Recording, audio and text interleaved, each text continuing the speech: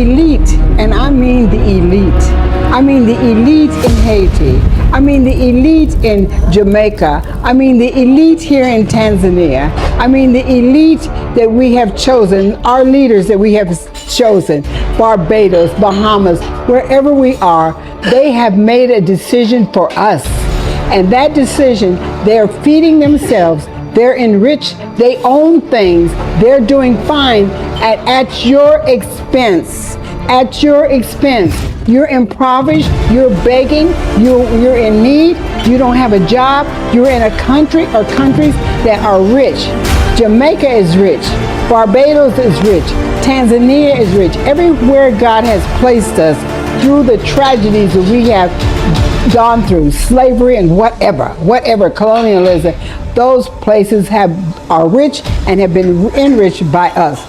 When are we going to really open our eyes and open our ears and listen?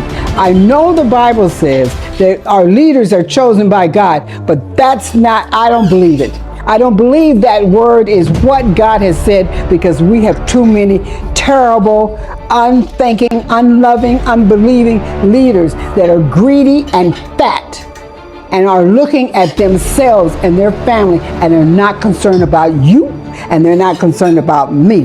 You old people, don't be telling me that, oh, well, what can I do? You can do a lot. You can inspire these young people. You can inspire your grandchildren, the children around, that we need to make a change. We cannot just be sitting here waiting on walking on the streets of gold in heaven, when we definitely have enough gold here in Tanzania and throughout Africa to walk on streets of gold here in Africa, and we don't even have good concrete streets. So you have to wake up. You have to be determined.